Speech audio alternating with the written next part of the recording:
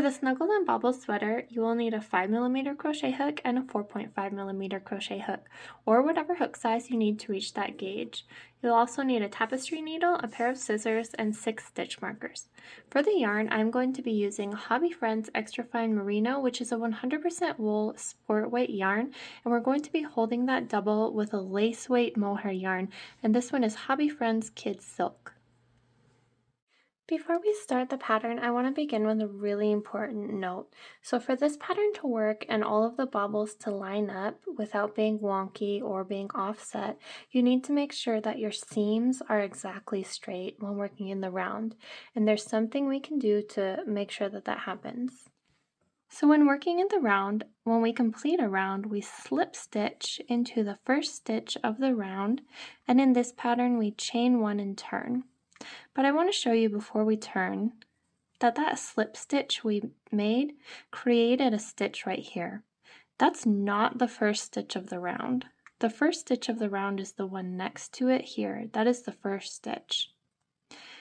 This is actually a slip stitch, but to keep our seam straight, instead of working into the first stitch of the round, we want to work into that slip stitch. So I'll show you what that looks like. Chain one and turn.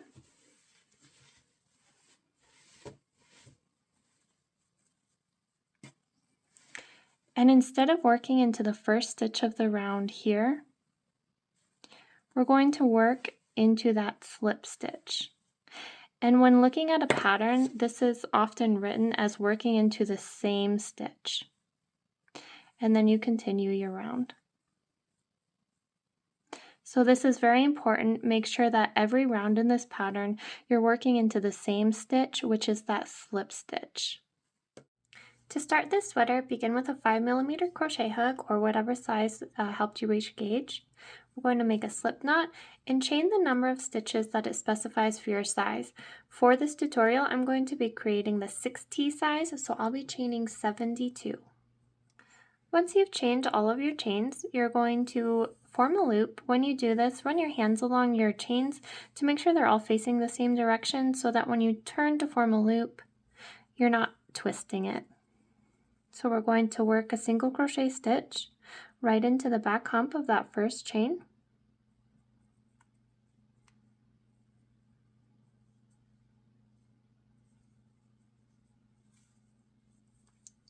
And then you're going to single crochet in the back hump of each chain around.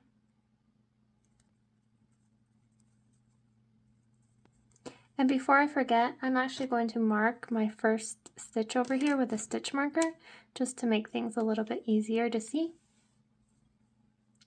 So I've reached the end of round 1 and I'm going to slip stitch into that first single crochet stitch, chain 1 and turn. The next 4 rows are what are known as short rows. So I'm going to work through those with you because they can be a little bit tricky. So for short row 1, we're going to single crochet into the first stitch. Then we're going to single crochet 2 times in the next stitch.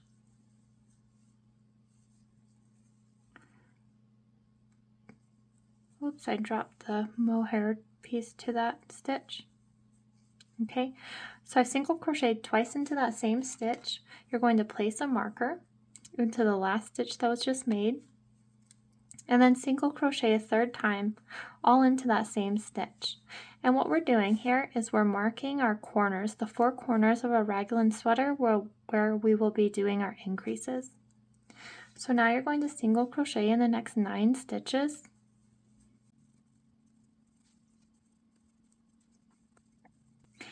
And we've come to our next corner, so we're going to single crochet twice into that same stitch, place a marker,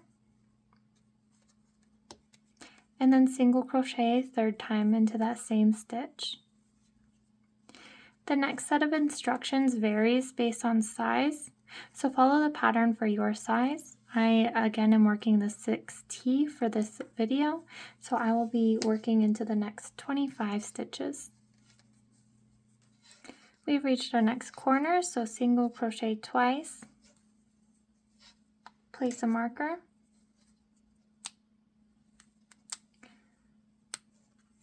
and single crochet a 3rd time, Then you're going to single crochet in the next 9 stitches again.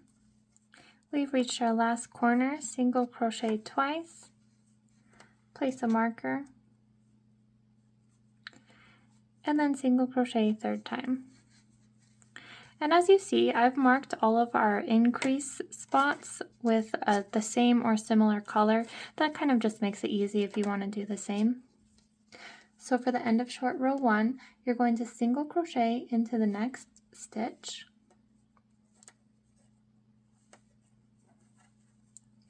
Then you're going to slip stitch into the next stitch, chain 1, and turn.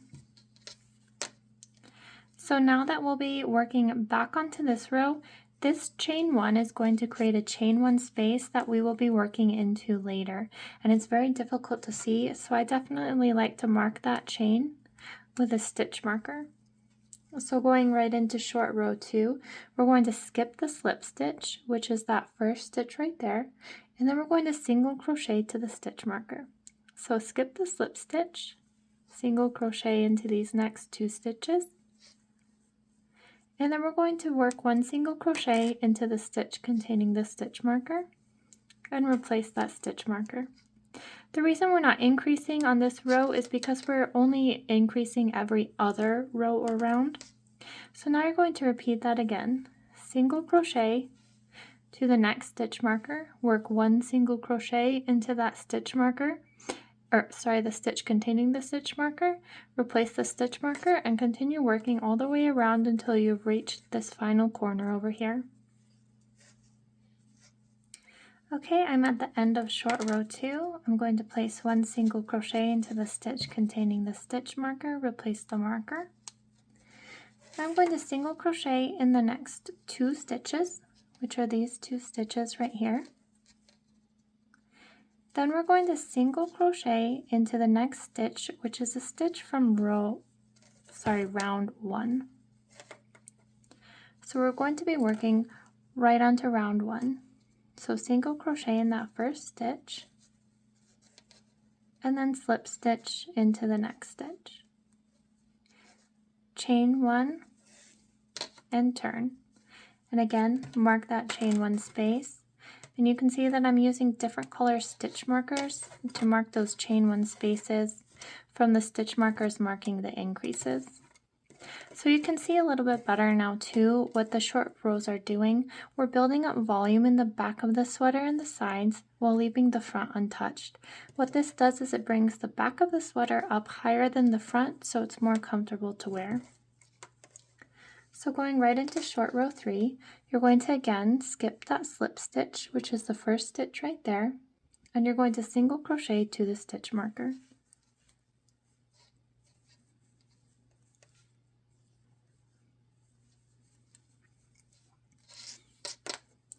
This row is again an increase row, so we're going to single crochet twice into that same stitch, replace our stitch marker, and single crochet a third time into that same stitch.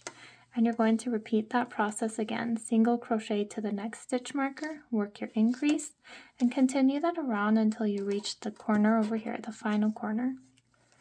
Okay, I've reached the end of short row 3, so I'm going to single crochet in the next 2 stitches, and then single crochet into the chain 1 space, and that's this chain 1 space we have marked. So you can just work right into where that stitch marker is, remove it, and then we're going to single crochet in the next stitch, which is a stitch from round 1. So we're going to be working right onto round 1, and then slip stitch in that next stitch. Chain 1 and turn. And again, remember to mark that chain 1 space with a stitch marker.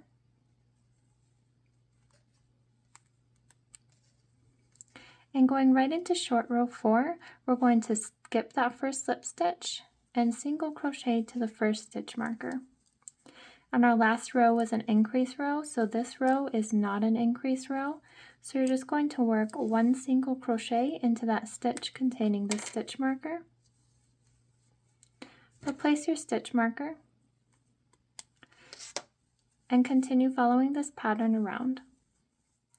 I have reached the end of short row 4, so I'm going to single crochet in the next 4 stitches.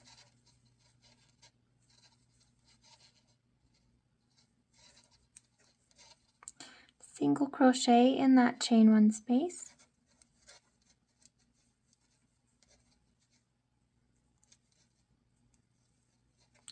Remove that stitch marker.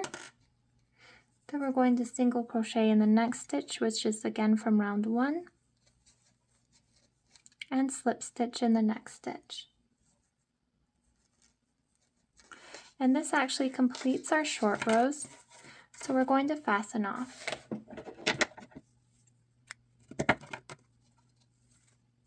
After we fasten off for our short rows, we're going to rejoin yarn at the back of the sweater. What this does is it removes our seam from the front of the sweater and places it at the back. So you're going to make sure that the right side of the sweater is facing you, and the right side of the sweater you can tell because it was the side facing you when you worked your last short row 4. Short row 4 was the right side, so we want it facing us, and now we're working round 2. Round 2 will be also the right side. It's facing us while we're working, and this is the right side of the sweater. So what we're going to do is we're going to take our 5mm crochet hook, or whatever hook we needed to reach gauge, and our yarn held double, and we're going to rejoin our yarn in the centermost stitch at the back of the sweater. For sizes 2T and 4T, this is 13 stitches in from either of these 2 stitch markers on the side. And for sizes 6T, 8, and 10, it will be 15 stitches in from either stitch marker. So we're going to rejoin our yarn in that stitch, chain 1, single crochet in that same stitch that we just joined our yarn in. Then we're going to single crochet to the first stitch marker. And this is an increase round, so we're going to increase in that stitch containing the stitch marker.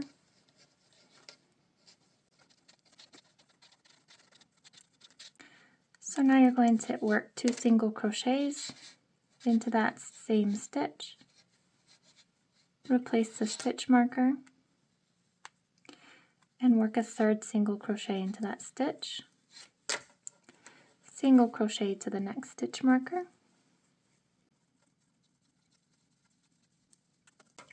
increase in that corner stitch,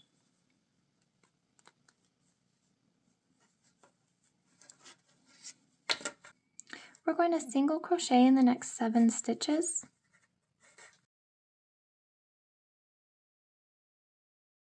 sometimes it's easy to miss. Don't miss that stitch right before where we fastened off, and then we're going to go right into working on top of round 1. So work all the way across until we reach the stitch marker that's marking that chain 1 space still. Okay, we're going to work right into that chain 1 space that the stitch marker is still marking.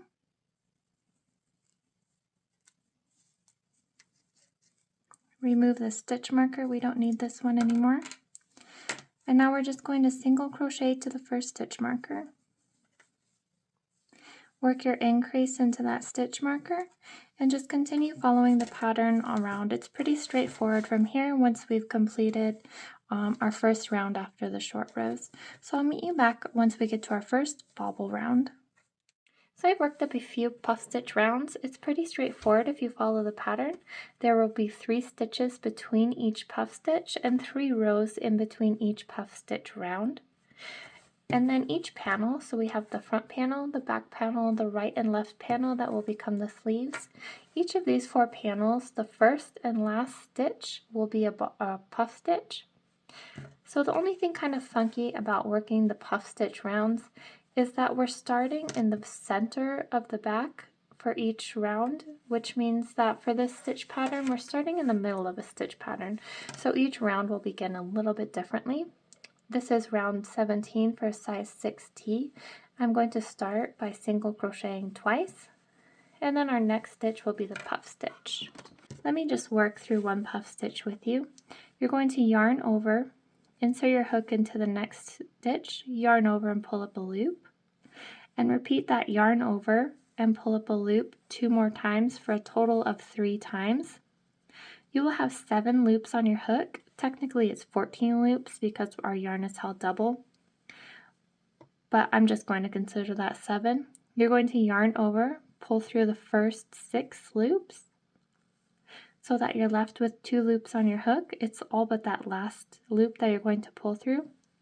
Then you're going to yarn over and complete your stitch, and that's your puff stitch. So now you will work 3 single crochets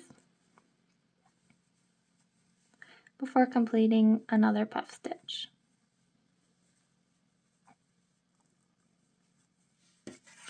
And you can see that your puff stitches should be evenly spaced in between the previous round of puff stitches. And if your puff stitches are not evenly spaced, you might want to check your stitch counts. Other than that, continue following the pattern for the rest of the yoke. Alright, so for all sizes, the last 2 rounds of the yoke will be a bobble stitch round and then one last increase round. And after that increase round, I'm going to show you how to split the sweater into portions for the sleeves and the body. So I'm working on the inside of the sweater, and I'm going to single crochet. Here's the beginning of my round. I'm just going to single crochet to the first stitch marker. Okay, so I've reached my first stitch marker, and I'm going to work 1 single crochet into that stitch that was marked with the stitch marker. All 4 of the stitches that are marked with a stitch marker will become part of the stitch count for the body. Now I'm going to chain 1. I'm going to skip this entire section that will become the sleeves, and I'm going to work right into the stitch containing the next stitch marker. So just fold it over and place 1 single crochet right into that stitch. Then you can remove this stitch marker, and you're going to continue single crocheting along this panel until you get to the next stitch marker over here.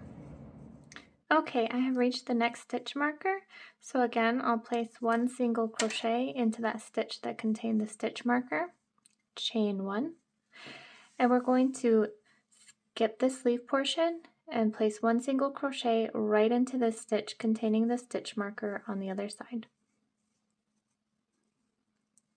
So single crochet, remove that stitch marker, and that brings us back to the back panel of the sweater. We're just going to single crochet across until we get to where we began our round. And so let me show you what that's done. We've now portioned our sweater off into the body, which we will continue to work in rounds. When the body is complete, we will then rejoin on each of the sleeves and work in the round to complete the sleeves. Once you've completed the last round of your sweater, you're going to slip stitch to join, and instead of chain 1 and turning, you're going to switch crochet hook sizes. So if you used a 5mm crochet hook like was listed in the pattern, you're going to go down half a hook size to a 4.5mm hook. If you use a different size hook to reach gauge, just go down half a hook size from the hook that you used to make the sweater. So to work the crochet ribbing, we're going to chain 7.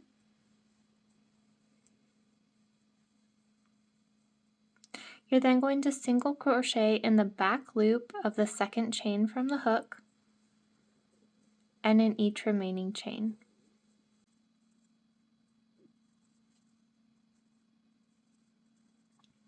When you've worked into all of the chains, you're going to slip stitch into the next stitch at the base of the sweater and into the next stitch. Do not chain 1, just turn.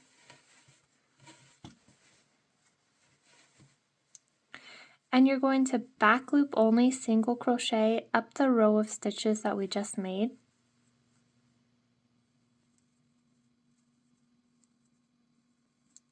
And then single crochet through both loops of the final stitch. Then you're going to chain 1 and turn.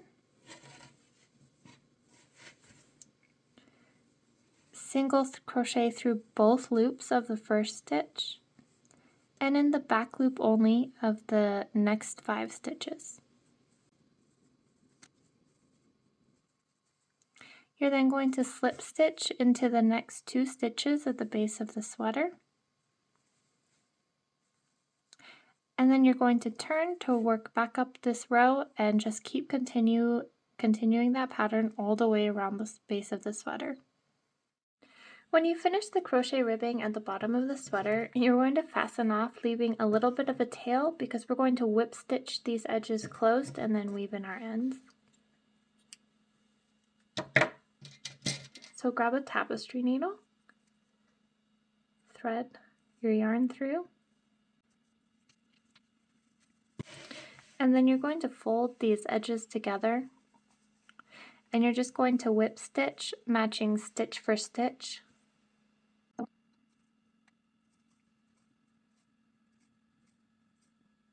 And then I like to add one extra whip stitch at the top. So you've seamed those edges closed, and then you just need to weave in this end. So now I want to show you how to join for the sleeves, but let me first quickly mention that this sweater is labeled left and right based on the sweater being worn. So right now, with the front of the sweater facing us, this sleeve is on our right side. This is actually the left sleeve. This sleeve is on our left side. This is actually the right sleeve. So I'm going to start by showing you how to join in the left sleeve. So for our stitch pattern to be continuous, you want to join from the inside of the armhole, in the first stitch where the armhole meets the body, and you can see that this was a corner stitch. We know it was a corner stitch because you can see there's 3 stitches in that one stitch. We have the far right stitch, the center stitch which became part of the body, and the far right stitch, and it's this stitch that you want to join your yarn in. So take your 5mm crochet hook or whatever hook size you needed to reach gauge, and your yarn held double.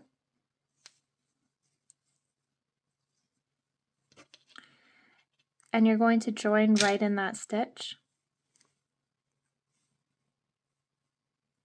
Whoops.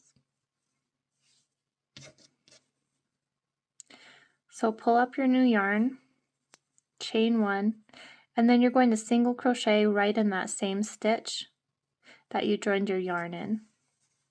And you're going to single crochet in each stitch around. So I'm at the end of my first round of the sleeve. Remember that we added 1 extra stitch in the underarm to give us some extra room, so don't forget to work into that stitch, and it's not actually going to be a stitch, it's going to be the bottom of that chain that we're working into. And then slip stitch to the first stitch of the round, chain 1, and turn.